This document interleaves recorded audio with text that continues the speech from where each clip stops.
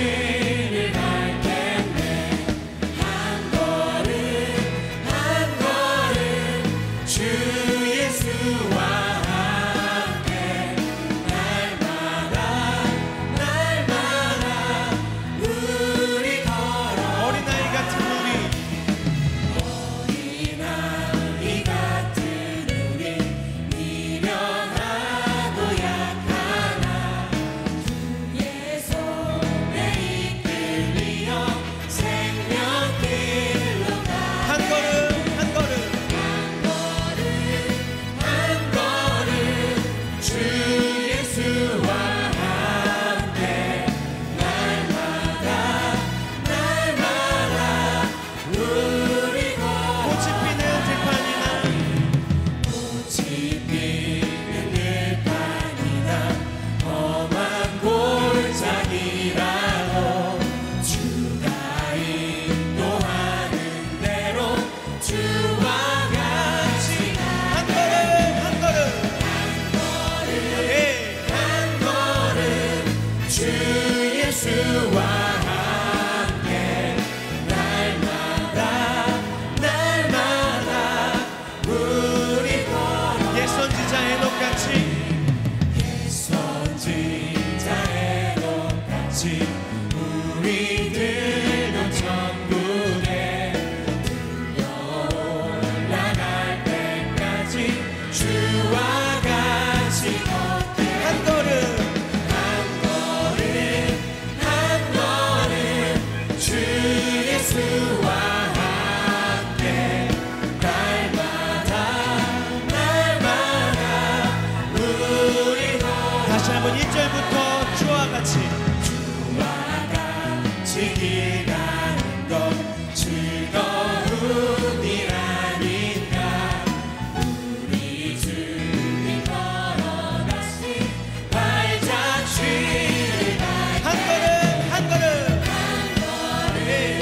한 걸음 주 예수와 함께 날마다 날마다 우리 걸어. 한 걸음 한 걸음 한 걸음 주 예수와 함께 날마다 날마다 우리 걸어가. 구원으로 인도하는 구원으로 인도하는 그 문은 참 좁으며 생명으로 인도하는 그 길은 참 험하니 우리 몸에 들어있는 그 더러운 죄짐을 하나없이 벗어놓고 힘써서 들어갑시다. 구원으로 인도하는 그 좁은 문 들어가 영생으로 인도하는 그 생명길 갑시다. 이 세상의 많은 사람 이 세상에 많은 사람 그 문으로 들어가 넓은 길로 갈지라도 멸망으로 끝나니 세상 헛된 부귀영화 모두 내어버리고 주의 말씀 순종하여 그 생명길로 갑시다. 구원으로 인도하는 구원으로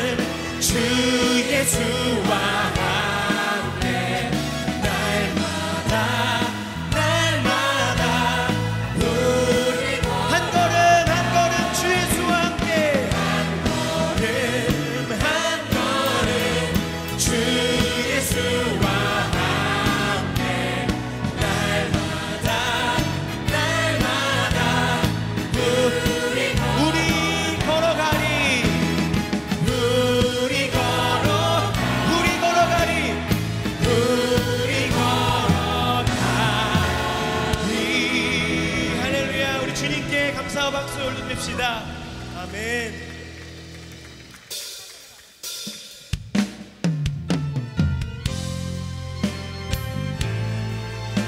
주님, 우리가 한 걸음 한 걸음씩 그 십자가 앞에 나아갑니다. 주님, 우리를 받아주시옵소서.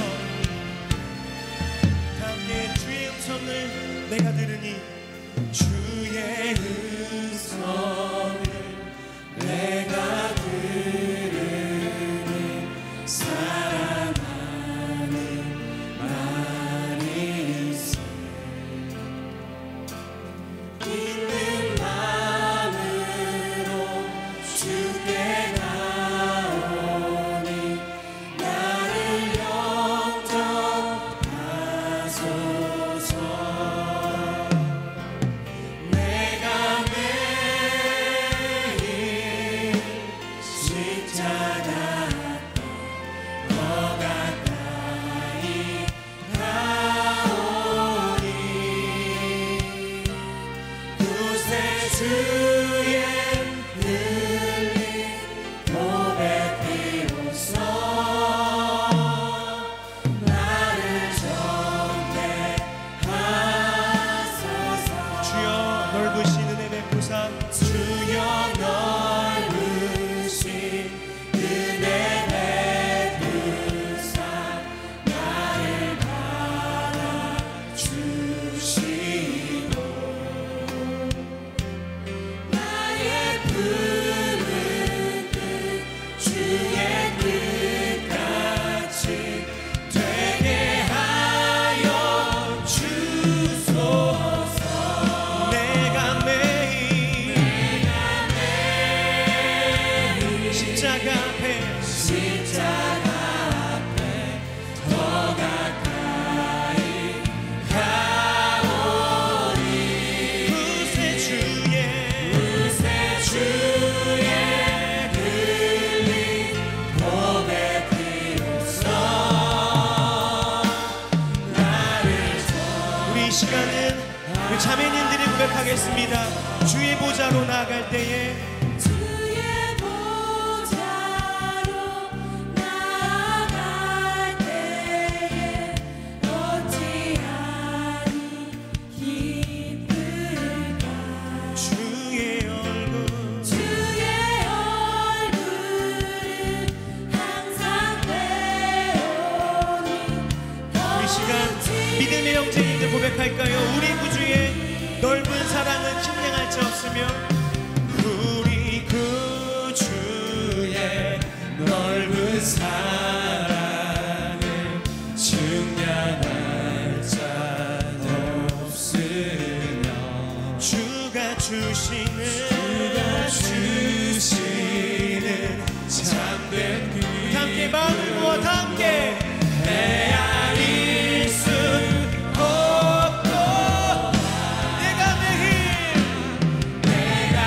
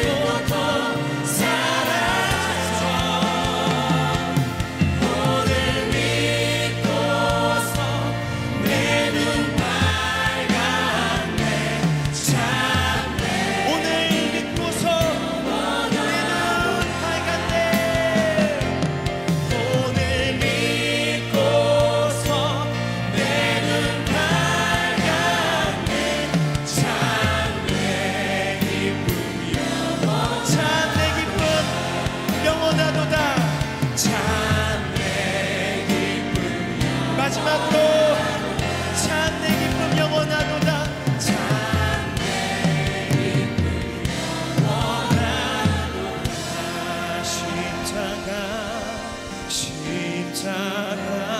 십자가 내가 처음 볼 때에 나의 맘에 그것도 사라져. 오늘 믿고서 내 눈 밝았네.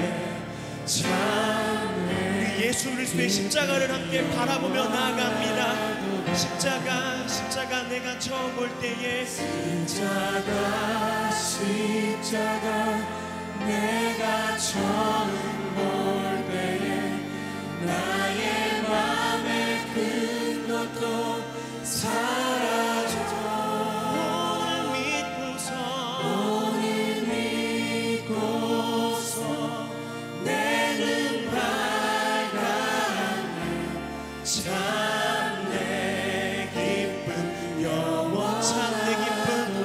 영원할 것입니다. 참내 기쁨 영원하도다. 참내 기쁨 영원하도다. 우리 주님께 기쁨을 주시는 주님께 감사와 영광의 박수 올려드립니다. 아멘. 다 함께 자리에서 일어나셔서 왕 되신 하나님 함께 찬양하면서 나아갔으면 좋겠습니다.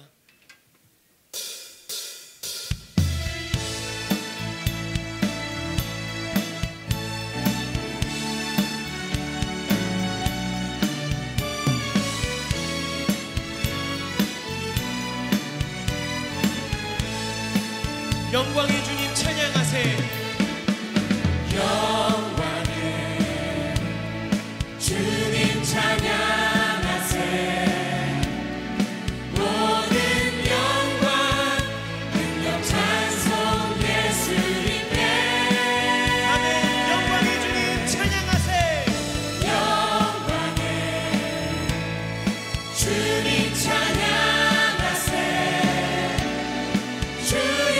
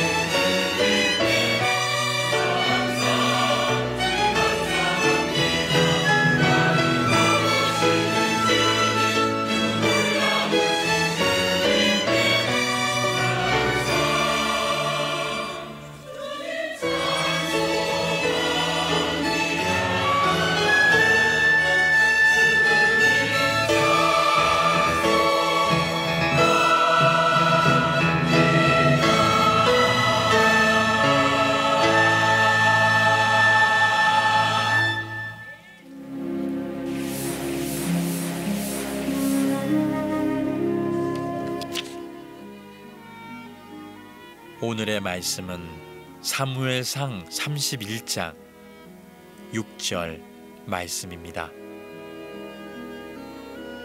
사울과 그의 세 아들과 무기를 든 자와 그의 모든 사람이 다 그날에 함께 죽었더라.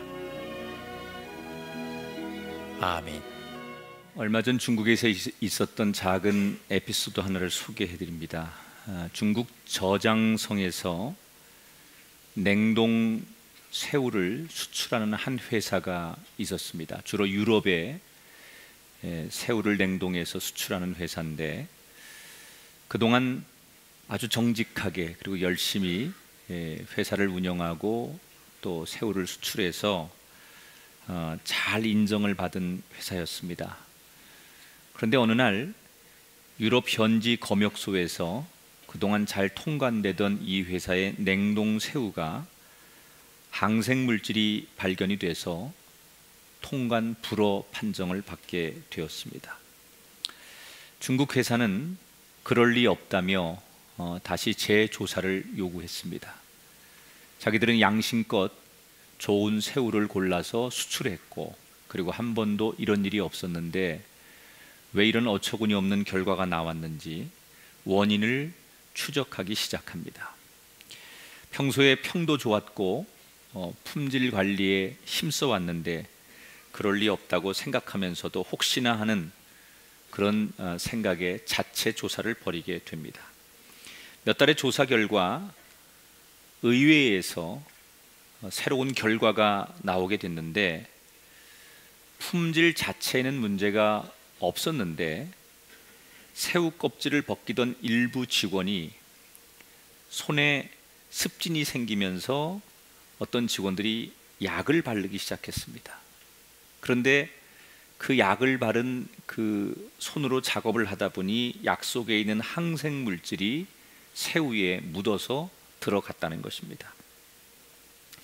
사실은 냉동 새우에 발견된 그 약의 양은 아주 미미한 수억 분의 1에 불과한 그런 것이었지만, 그 미미한 결과 때문에 상품 전체가 통관되지 못하고 결국 폐기 처분되고 유럽 측으로부터 엄청난 손해배상 청구까지 받았다는 겁니다. 이 작은 에피소드의 이야기를 중국의 경영 컨설턴트 왕중추 씨는 이렇게 소개를 했습니다.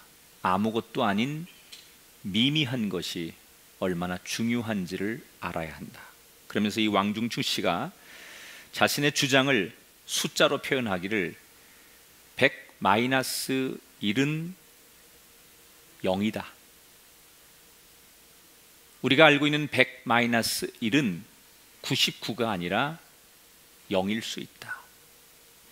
1이라고 하는 작은 숫자 하나만 없으면 99는 존재한다고 생각할지 모르지만, 그 1이라고 하는 작은 숫자가 나머지 99라고 하는 숫자를 없앨 수도 있을 만큼 그 작은 1은 너무나 중요한 하나일 수도 있다라고 소개를 했습니다.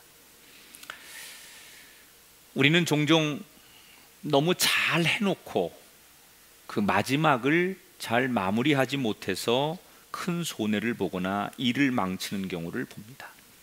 스포츠에서 또는 여러 가지 평생을 자기가 일궈놓은 일을 통해서 끝까지 최선을 다하지 않고 여유를 부리거나 방심하다가 일을 그르치는 경우를 종종 보게 됩니다.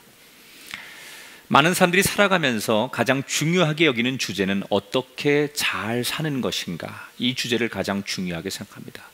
톨스토이도 어떻게 살 것인가 라는 주제로 글을 썼지요.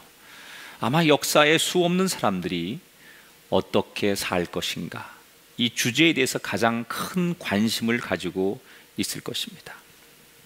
그런데 의외로 많은 분들이 이 주제를 중요하게 생각하면서 무시하고 또 생각지 않으려고 하는 주제가 있습니다. 그것은 바로 마지막에 대한 주제입니다. 여러분, 사람은 누구든지 마지막을 맞게 됩니다.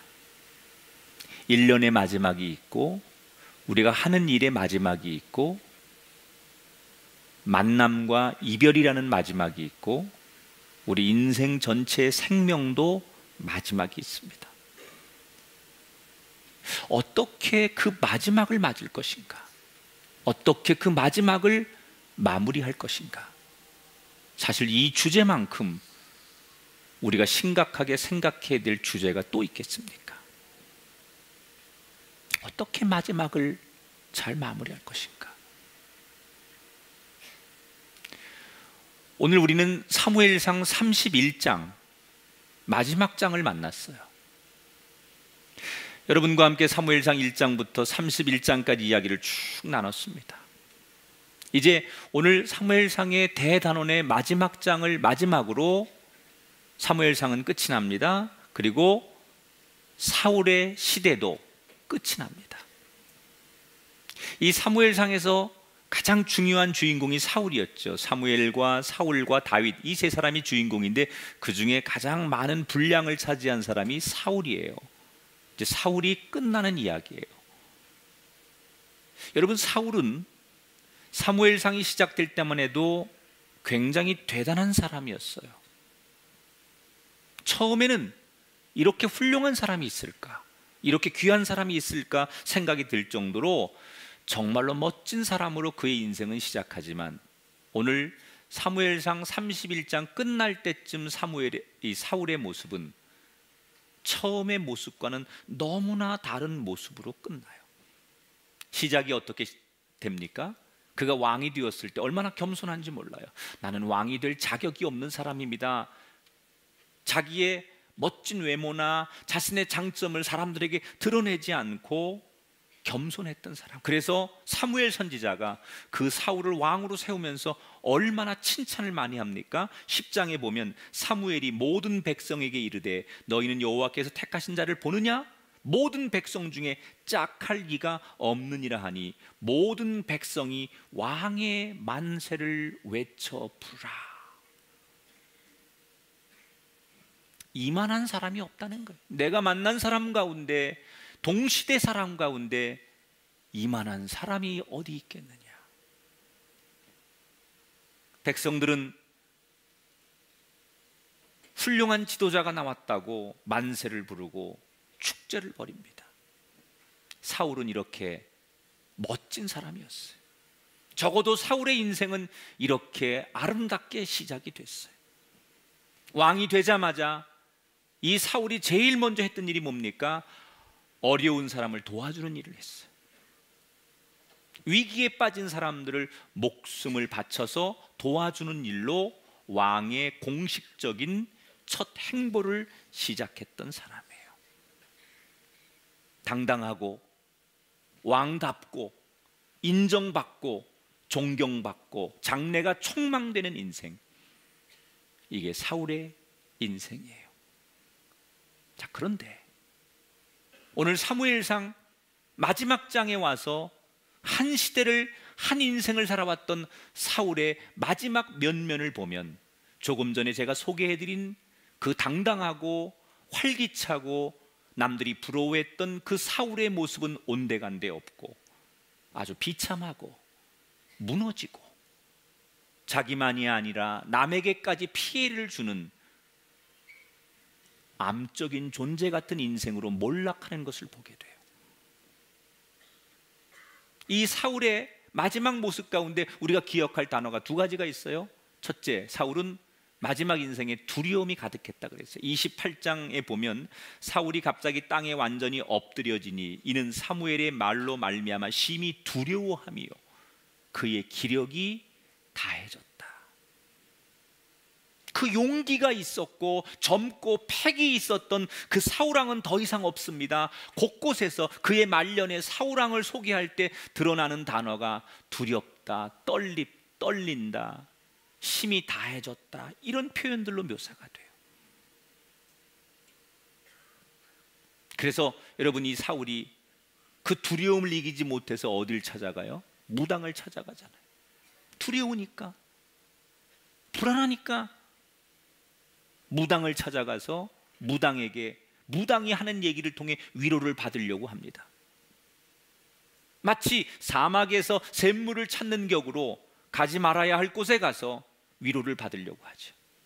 우린 인생이 괴롭고 인생이 불안하니까 자꾸 술을 만나게 되고 도박을 만나게 되고 인생의 모험을 하게 되고 만나지 말아야 될 사람들을 만나면서 그곳에서 주는 위로를 우리는 얻기를 원하죠. 두려울수록, 불안할수록 사람은 뭔가를 헤매이게 돼요. 사울이 그랬어요. 적어도 이 사울의 마지막 모습은 처음에 용기 있고 아름답던 모습은 사라지고 두려움이 가득한 모습만 남았어요. 그래서 이 사울은 비극적으로 인생이 끝나요. 자, 그런데 사울이 비참한 인생으로 끝나는 게 자기 인생만 그러는 게 아니라 자기 때문에 어떻게 돼요? 그의 가족들까지 모두가 비극으로 인생이 끝나요. 그뿐이 아니에요. 왕이 개인의 인생이 비극으로 끝나는 것으로 끝나는 것이 아니라 그 국가가, 그 시대가, 그를 따르던 많은 백성도 가장 암울한 인생의 끝을 맞이하게 돼요. 자, 오늘 본문 6절을 볼게요. 사울과 그의 세 아들과 무기를 든 자와 그의 모든 사람이 다 그날에 함께 죽었다. 여러분, 여기서 우리 중요한 게 있어요. 우리 시대 아버지들이요, 과거의 아버지상하고 좀 다른 게 있어요. 우리 아버지들은요 굉장히 희생정신이 강했어요. 그래서 자식을 위해서 논 팔고 밭 팔고 소 팔아서 자식들 공부시키는 거, 이걸 아버지의 사명으로 알았어요. 근데 요즘의 아버지들은, 물론 그 부성애가 아직도 아버지들에게 존재하는 건 사실이지만 과거의 아버지들에 비하면 자식들에게 뭘 요구하냐? 네 인생은 네 거고 내 인생은 내 거야. 너무나 희생하는 아버지들을 보면서 그렇게 살 필요 없다는 거죠. 자식한테 올인할 필요 없다는 거죠. 맞는 얘기예요. 노후를 준비하는 분들에게 전문가들이 가장 많이 요구하는 첫 번째 팁이 뭔지 아십니까? 자식에게 올인하지 말아라. 자기가 은퇴를 하고서 노후를 행복하게 살길 원하면 첫 번째 해야 될 일이, 지금부터 30대 40대 남자들이 해야 될 일이 자식에게 올인하지 말라. 자식에게 모든 걸 다 주고는 자기 인생의 노후를 행복하게 살 수 없다는 거예요. 자식에게 반만 투자하라는 거예요. 내가 자식에게 1억 투자할 것 같으면 5천만 원만 투자하고 5천만 원 나를 위해 쓰라는 거예요. 그게 전문가들의 얘기예요. 그러나 한 가지 우리가 영적으로 이 부분에서 조심할 게 있어요. 아버지가 아버지답지 못하면 그 해악이 자식에게, 가족에게 간다는 걸 알아야 돼요. 네 인생은 네 거고 내 인생은 내 거야. 그래서 나는 내 맘대로 살 거야. 이게 여러분 독립성, 자신의 인생을 보장하는 이야기일 수도 있지만 여기 중요한 함정이 들어있다는 거예요. 아버지가 아버지의 자리에 아버지답지 못할 때 그 고통은 자식들에게 그대로 물려진다는 거예요. 사울이 아버지로서 아버지답지 못하게 살았을 때 그의 아들들 3명이 다 똑같이 죽임을 당해요. 여러분, 가장 성경에서 많이 등장한 요나단이라는 아들을 보십시오. 다윗에게 가장 절친했던 아들, 정말 아버지에게 좋은 영향을 받아서 훌륭한 왕이 될 수 있고 한 시대 영웅이 될 수 있었고 하나님의 사람이 될 수 있었던 이 요나단이 왜 아버지와 함께 비참한 죽음을 맞이합니까? 아버지 잘못 만났기 때문에, 아버지가 아버지의 자리에서 아버지 역할을 다 하지 못했기 때문에 결국 요나단은 아버지와 함께 죽음을 당해요. 그리고 자신의 군대와 백성들까지 다 죽음으로 이끌었어요. 오늘 1절을 볼게요. 블레셋 사람들이 이스라엘을 침해 이스라엘 사람들이 블레셋 사람들 앞에서 도망하여 길보아 산에서 엎드려져 죽으니라. 전쟁의 대패를 합니다. 한 사람의 지도자가 자기의 권력을 사랑하고 정의를 꺾어버리고 자기의 책임을 다하지 않을 때 가족도 무너지고 나라와 백성들도 무너집니다. 한 사람의 광기 어린 권력에 대한 욕심과 불신앙의 결과가 그 주변 모두를 불행하게 만들었어요. 7절을 볼게요. 같이 읽어볼까요? 이스라엘 사람들이 도망한 것과 사울과 그의 아들들이 죽었음을 보고 성읍들을 버리고 도망하며 블레셋 사람들이 이르러 거기에서 사니라. 결국 전쟁에서 패하자 군인들은 도망가고 모든 성읍들이 망합니다. 그리고 다 도망갑니다. 나라가 심각한 붕괴 위기에 처했어요. 누구 때문에? 사울 왕 하나의 잘못 때문에.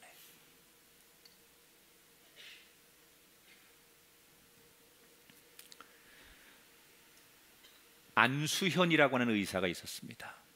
고려대학교 의대 91학번의 젊은 의사였습니다. 이 의사는 조금 다른 의사하고는 달랐대요. 보통 환자들이 오면 자기 방식대로 치료하고 자기 할 말만 하는 대부분의 의사와는 다르게 이 안수현이라는 의사는 환자들의 이야기를 들어주려고 늘 많은 시간을 소비했어요. 고압적인 의사의 분위기가 아니라 아주 친절하게 환자들의 아픔과 이야기에 귀를 기울여줘요. 그리고 혹시라도 돈이 없어서 치료받지 못하는 환자가 있으면 자기 주머니를 털어서 자기 돈을 지불해서 어려운 환자들을 직접 치료해 주는 그런 사람이었어요. 알고 보니 그는 신실한 기독교인이었어요. 서울의 영락교회 청년부에 다니고 있었는데 젊은 이 청년은 여름이면 의료 선교를 늘 정해놓고 떠나고 자기가 음악을 너무 좋아해서 CCM 위성 방송을 직접 만들어서 그 음악 방송을 세상 사람들에게 주고 싶어 했고 직접 예흔이라는 찬양팀을 만들어서 그 찬양팀을 통해서 헌신했던, 흔히 우리 교회들에서 보는 정말 교회 오빠, 멋진 젊은이, 우리 교회도 이런 청년들이 많죠. 그런 훌륭한 사람이었어요. 그런데 이 청년이 2006년 어느 날 유행성 출혈혈로 세상을 떠나게 됐어요. 여기까지는 참 좋은 사람 하나가 신실하게 살다가 어느 날 병이 와서 의사인데도 세상을 떠났다, 이렇게 끝나는 줄 알았어요. 그의 장례식이 치루어집니다. 부모와 그의 가족들은, 그리고 지인들이 아까운 젊은이가 먼저 하나님 나라로 간 것에 대한 인간적인 슬픔 앞에 장례식장은 통곡합니다. 그런데 장례식이 진행되는 동안 전혀 알지 못하는, 이름 모를 사람들이 하나 둘씩 그의 장례식장에 모여들기 시작했습니다. 가족들이 알지 못하는 사람들, 그리고 서로 모르는 사람들, 도대체 이 사람들은 누굴까? 알고 봤더니 이 안수연이라는 청년이 자기가 의사 생활을 하는 동안 도움을 주었던 환자들, 그리고 정말로 사랑과 은혜를 입었던 많은 도움을 받았던 사람들이 이 안수연이라는 의사가 죽었다는 소식 앞에 가까운 곳에서 먼 곳에서 자발적으로 조문 행렬이 이어지기 시작한 거예요. 알고 있었던 가족보다 훨씬 더 많은 숫자가 와서 그의 죽음 앞에 가족보다 더한 비통함으로 함께 울어주었어요. 이 청년의 장례가 지난 다음 그를 기리는, 그를 떠나보내면서 그를 잊고 싶어 하지 않는 사람들이 그를 기억하기 위해 책을 썼어요. 그 청년 바보 의사라는 책이. 이 책의 한 대목에 이런 소개가 나와요. 그는 어딜 가나 하나님께 속해 있음을 당당하게 드러냈습니다. 글을 쓸 때도, 사람을 만날 때도, 무엇을 먹거나 마실 때도 그는 한결같이 크리스천이었습니다. 예수님을 믿는 것이 알려지면서 불이익을 받을 것이 확실해도 그는 전혀 꺼리낌이 없었습니다. 그가 말을 하거나 행동을 하면 사람들은 그를 신뢰했습니다. 그는 어디에 가도 그 빛을 잃지 않는 푸른 나무였고, 요동하지 않고 성전을 떠받치고 서 있는 대들보였습니다. 여러분, 비록 젊은 나이에 인생을 다 꽃피우고 살지 못하고 떠났지만 이 안수연 씨는 자신의 아름다운 마지막으로 수많은 사람들에게 감동을 준 너무나 값진 인생이었어요.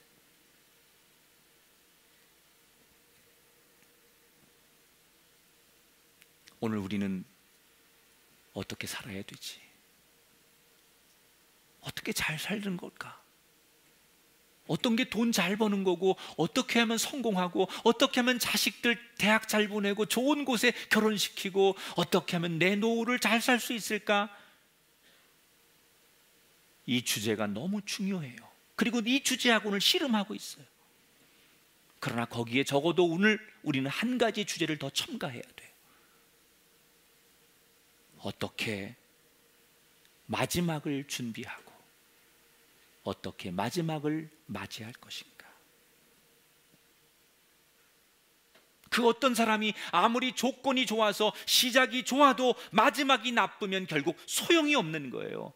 처음이 아름다웠다면 마지막도 아름다워야 돼요. 처음이 좋았으면 마지막도 좋아야 돼요. 아니, 처음과 과정이 잘못된 길로 가고 있다고 생각이 되면 이제는 돌이켜서 마지막만큼은 아름답게 만드셔야 돼요. 그 마지막을 여러분이 생각한 것 이상으로 아름답게 만드시는 삶이 되길 주의 이름으로 축원합니다. 그런데 안타깝게도 오늘 사무엘상 31장은 아름답게 마무리가 되지 않아요.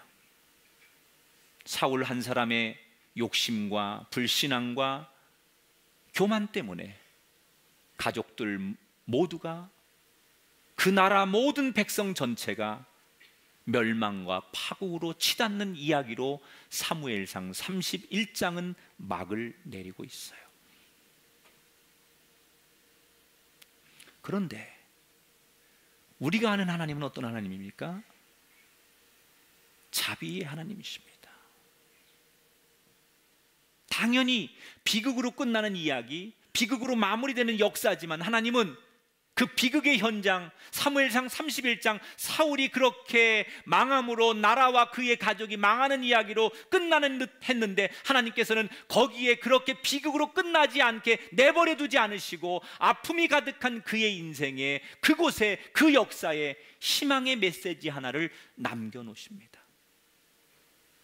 사울이 이야기로 그렇게 마무리되는 듯한 이 사무엘상 31장의 이야기의 마지막에 가보면 뜬금없이 길르앗 야베스족의 이야기가 나와요. 왜 사울의 이야기로 사무엘상 31장이 끝을 맺으면서 비극으로 끝나는 이 이야기 속에 하나님이 느닷없이 길르앗 야베스족의 이야기를 여기에 등장시킨 것일까? 이건 하나님의 자비요 은혜요. 왜냐? 이야기를 들어보세요. 이 길르앗 야베스족은 어떤 사람들이냐? 사울이 맨 처음에 왕이 됐을 때 이 길르앗 야베스족이 모압 족속으로부터 협박을 받은 일이 있었어요. 그 당시 모압 족속은 잔인하고 힘이 강한 족속인데 길르앗 야벳 족속은 이 모압하고 싸울 여력이 없었어요. 그래서 항복을 선언합니다. 그런데 잔인한 이 모압 족속이 항복을 선언하면 다 받아줘야 하는데 항복을 선언한 이 길르앗 야벳 족속을 받아주지 않고 항복 우리는 받아주지 않겠다. 그리고 다 멸망시키겠다. 모두를 죽이겠다. 이렇게 선언을 합니다. 싸울 힘도 없고 항복을 해서 살고 싶었는데 잔인한 모압 족속이 모두를 다 죽이겠다라고 선언하니 큰일 났습니다. 이때 이 소식을 들은 이스라엘의 많은 지파들이 이 길르앗 야베스족이 당하는 어려움을 이야기를 듣고 도와줘야 하는데 아무도 나서지를 않아요. 왜? 괜히 모압 족속과 다퉜다가 자기들도 어떤 불이익이 생길까 봐 어떤 족속도 같은 민족인 길르앗 야베스족이 어려움 당한 일에 나서는 사람이 없는 거예요. 모른 척, 못 들은 척, 다음번 재물이 자신들이 아니기만을 바라면서 등 돌리고 서 있는 바로 그때 사울이 막 이스라엘의 왕이 됐을 때 그 마음속에 분노가 일어나요. 그리고 죽으면 죽으리라. 나머지 몇몇 지파들을 설득해서 그들을 규합해서 불의한 모압 족속과 싸워서 드디어 길르앗 야베스 사람들을 구원시켜줘요. 이게 아까 제가 얘기한 사울이 왕 돼서 처음이자 마지막으로 착한 일 딱 한 번 한 일이 이 일이에요. 왕이 되자마자 그때 참 훌륭하다고 얘기하는 그때 어려운 사람들, 죽어가는 사람들 목숨 바쳐서 도와준 왕다운 행동을 했던 유일무이한 사건이 딱 이 한 가지 사건이에요. 이 이후로는 사울이 어떤 선한 일도 하지 않아요. 미친 왕이 돼서, 광기 어린 왕이 돼서 자기 욕심으로 다윗을 시기하고 질투하는데 평생을 바치고 국력을 쏟고 왕의 지도력을 잃은 사람으로 살지만 그 전에 유일하게 사울이 처음이자 마지막으로 잘했던 일이 이 일이에요.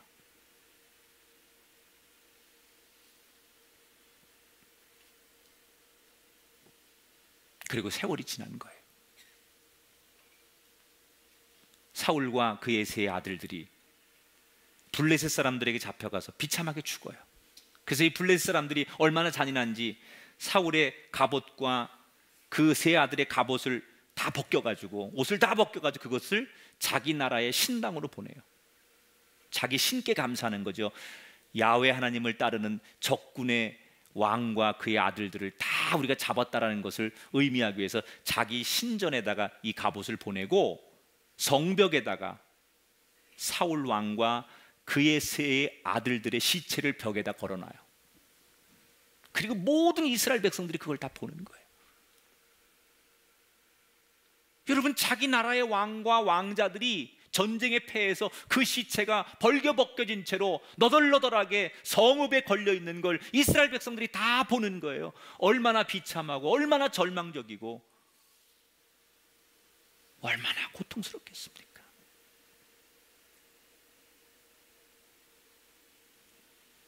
이때 그 옛날 자기들이 죽어갈 때 유일하게 자기들을 위해 목숨을 바쳐 자기들을 구원해 줬던 그 은혜를 입었던 길르앗 야베스 족속이, 비록 저 왕이 남들에게 인정받지 못하고 평생을 미친 왕처럼 사는 존재였고 저렇게 최후의 인생을 맞이했지만 우리에게 은혜를 베풀었던 저 왕, 남들은 뭐라고 말하든 간에 은혜를 입은 우리들은 이렇게 살 수 없다.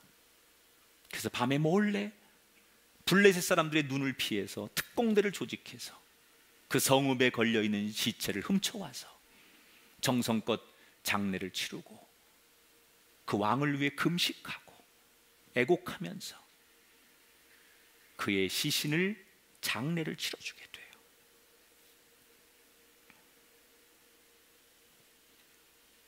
자, 왜 사울이 죽어서 그냥 그렇게 끝나야 될 역사의 장면 속에 하나님이 길르앗 야베스 족속의 이 돌출 행동을 사무엘상 마지막 장 마지막 이야기에 등장시키셨을까? 여기엔 굉장히 의미심장한 하나님의 의도하심이 있다는 거예요.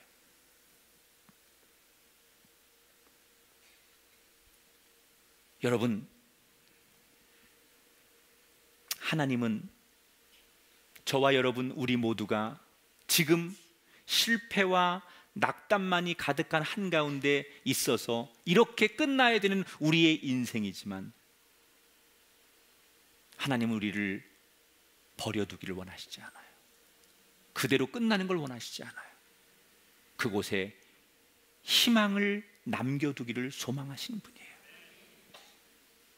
이 길르앗 야베스라고 하는 이 사람들의 이야기가 여러분 뜬금없이 나와가지고 다시 사무엘하 1장으로 넘어가면 사무엘하 1장은 길르앗 야베스 사람들의 이야기로 다시 1장부터 이 이야기가 시작돼요.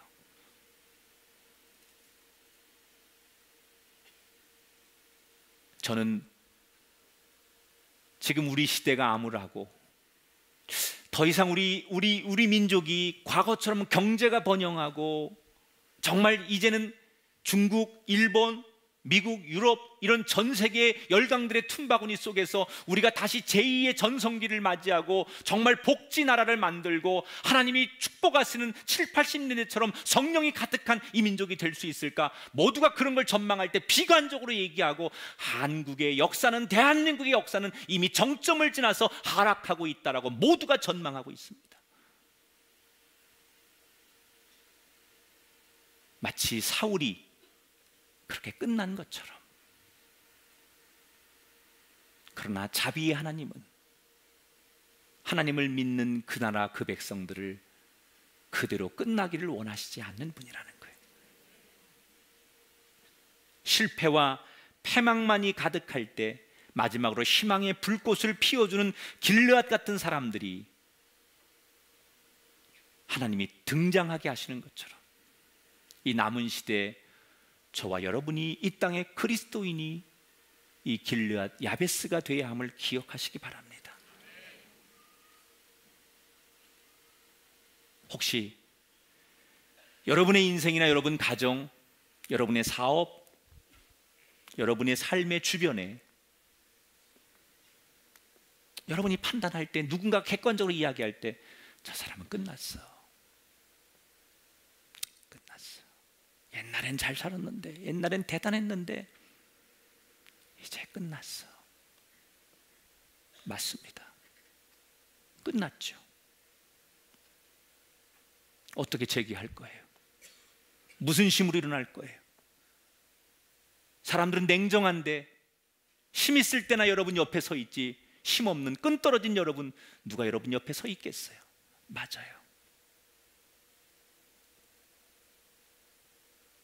그렇게 끝나는 게 인생이에요. 사울이 그렇게 끝났잖아요. 그래서 그 백성, 그 민족은 그렇게 멸망하는 게 당연한 수순이에요. 그런데 하나님은 그곳에 희망을 남겨놓으셨어요.